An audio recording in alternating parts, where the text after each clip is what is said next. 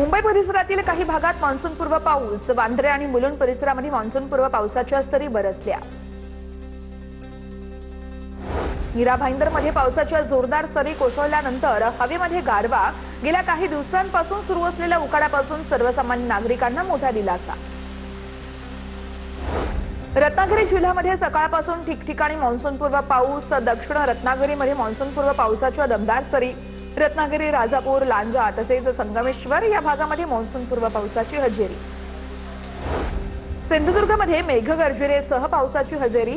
सह्याद्री पट्ट्याच्या कुडाळ तालुक्यातील नारूर, घोटगे, माणगाव, खोरे सहित वेंगुर्ला, दोडामार्ग आणि सावंतवाडी तालुक्यात पाऊस। जिल्ह्यामध्ये आज दिवसभर ढगाळ वातावरण राहण्याची शक्यता।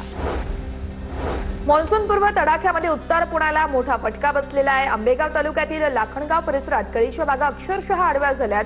अवकाळी पाऊस आणि वादळी वाऱ्यानं थैमान घातल्यानं शेती पिकांचं अतोनात नुकसान झालंय।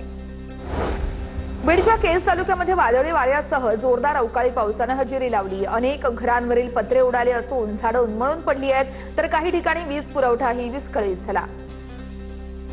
छत्रपती संभाजीनगरच्या गंगापूर तालुक्यामध्ये वादळी वाऱ्यासह जोरदार पाऊस झालेला आहे। शिलेगाव, गोपालवाडी, वजनापूर, वसू, सायगावसह अनेक गावांमध्ये मोठ्या प्रमाणात नुकसान झालंय। तातडीने पंचनामे करून लवकरात लवकर मदत देण्याची मागणी आहे। येवला तालुक्यातील नगरसोल परिसरात गारपिटीसह वादळाचा कहर झालाय। वादळी वाऱ्यांमुळे येवल्यामध्ये पोल्ट्री गोडाऊन, पॉली हाऊस उद्ध्वस्त झालंय। नैसर्गिक संकटामुळे परिसरातील नागरिक आणि शेतकरी हवालदिल झालेत।